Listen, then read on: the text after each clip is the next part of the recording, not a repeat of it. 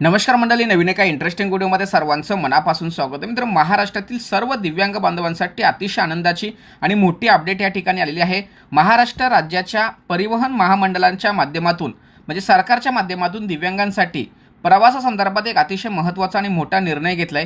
तुम्हाला सर्वांना ठाऊक आहे की शिवाई असेल किंवा स्लीपर असेल, या बसमध्ये दिव्यांग प्रवासासाठी आरक्षित जागा निश्चित केल्या नव्हत्या आणि या अनुषंगाने आपल्या दिव्यांग मंत्रालयाचे डॉक्टर श्री संतोष मुंडे साहेब जे उपाध्यक्ष आहेत, दिव्यांग कल्याण मंत्रालय, दिव्यांगांच्या दारी अभियान, दिव्यांग कल्याण मंत्रालय, महाराष्ट्र राज्य यांच्या माध्यमातून एक अतिशय महत्त्वाची मागणी केली होती की जे काही शिवाई किंवा स्लीपर बस आहे त्या ठिकाणी दिव्यांगांना आरक्षित जागा ठेवण्यात यावी आणि त्यांच्या मागणीला या ठिकाणी मान्यता देऊन राज्य सरकारने किंवा एस.टी. महामंडळाने एक अतिशय महत्त्वाचा मोठा निर्णय घेतला आहे।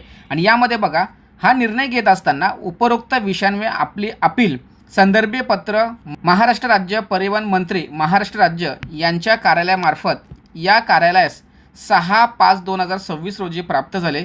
सदर पत्राच्या अनुषंगाने आपणास कळवण्यात येते की दिव्यांग प्रवाशांसाठी राज्य परिवहन महामंडळाच्या शिवाई बसमध्ये आसन क्रमांक 3, 4, 5 आणि 6 तसेच विना वातानुकूलित शयनयान बसमध्ये आसन क्रमांक 7 व विना वातानुकूलित शयनयान असनी बसेसमध्ये आसन क्रमांक 6 अशी असणे राखीव ठेवण्यासंदर्भात या ठिकाणी महत्त्वाचा निर्णय घेण्यात येत आहे।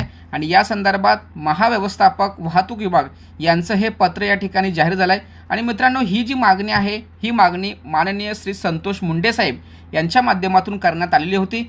हे आपल्या दिव्यांग बांधवांसाठी वेगवेगळ्या सरकारच्या समोर मागण्या ठेवतात आणि त्याचा पाठपुरावा करून दिव्यांगांच्या हिताचे निर्णय सरकारला घेण्यास भाग पाडतात। त्यामुळे आपल्या या व्हिडिओच्या माध्यमातून माननीय श्री डॉक्टर संतोष मुंडे साहेब यांना खूप खूप धन्यवाद।